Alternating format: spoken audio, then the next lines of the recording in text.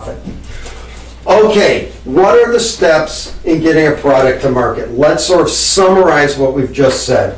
Well, there's an old saying in this area, which is think backwards, act forward. What we're really saying is this: if I want to do a deal, that's my goal, is to do a deal, then in order to do a deal, I need a target who is willing to do a deal with me. But in order to find the target, I need to figure out how to sell the technology, because the target is not interested in technology. The target is interested in making money by selling things to customers.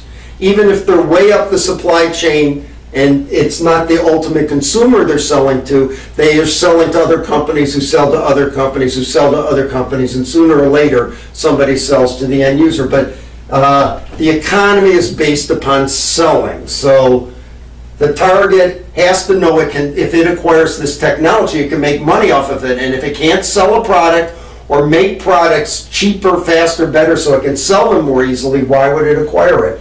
And so I have to have a target who can sell. And when I have this, I say, well, if they're going to sell, then I have to figure out, who they're going to sell to and how they're going to sell it. So I have to figure out both the launch tactics,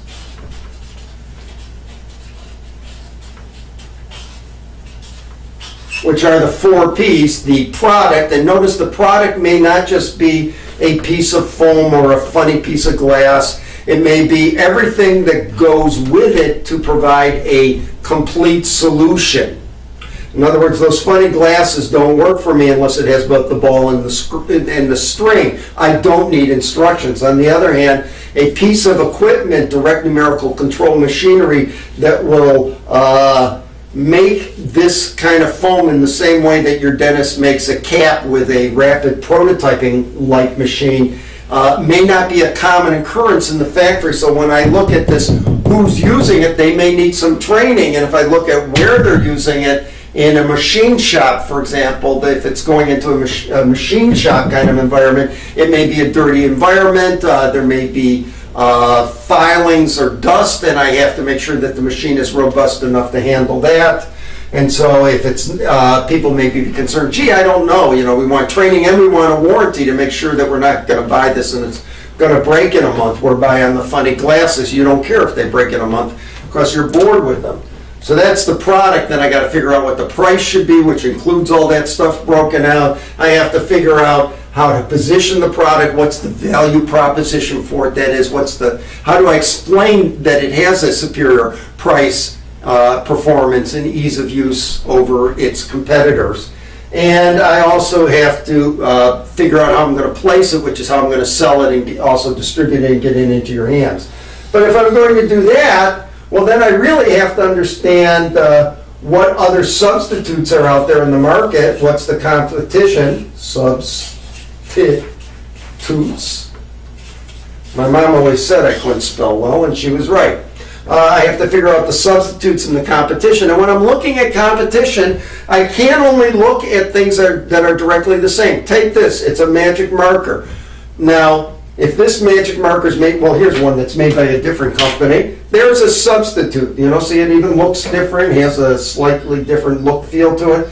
But these are direct competitors, but a big, thick black crayon might be a competitor for this. So I have to look at the whole range of competitors, and often there's a lot of different ways you can solve the same problem. Take measuring the distance to the wall. I can measure it with by walking it off with my feet. Sometimes manual labor is a competitor. I can measure it by taking a yardstick and flipping it over, or a ruler. I can measure it with a tape measure. I can measure it with an acoustic device. Hello, hello, hello, measure the time of flight. Or I can measure it optically by shooting a photon beam at it. Beam me up, Scotty, boom. There it goes back and forth. I measure the time of flight and I know how far it is to the wall. All of those are competitors to each other if my goal is to measure the distance to the wall. And some are more attractive than others depending upon how accurate I need the distance to the wall, how fast I need to get it, why I'm doing it, how often I'm going to do it, and so on. And finally, to really understand all of that, I have to understand who my end user is, and if my end user has a need. Because if they don't have a need, they're not going to buy. What do we call these? Well, if we put this in marketing jargon down here, this analysis of the end user's problems and opportunities tell me if there is a competitive opening. If I look at the competition, the substitutes out there, I can tell if I have a competitive advantage. If I have a competitive open and a competitive advantage, I have what's called a window of opportunity.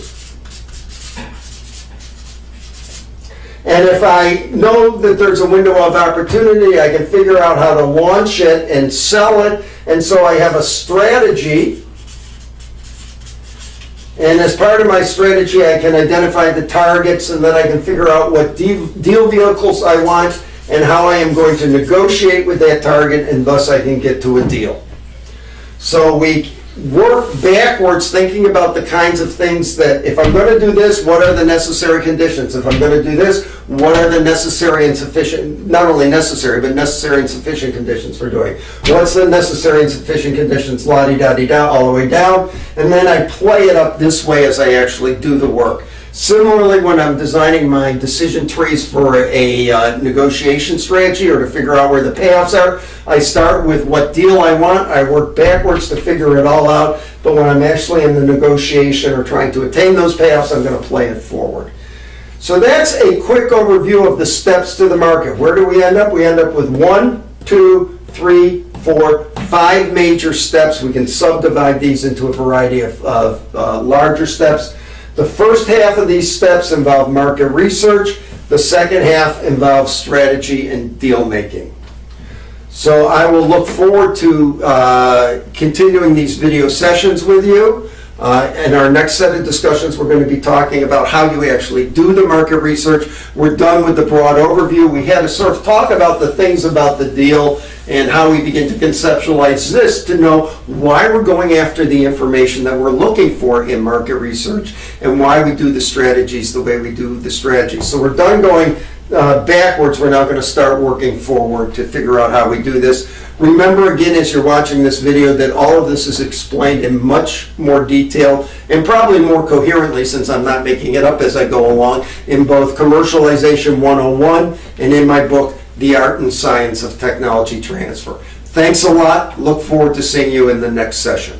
Hi, Ariel. This is the end. Eli, show this to Ariel. Hi, Ariel. No, I love you. Miriam doesn't. I'm not dressed for this. My makeup, my hair.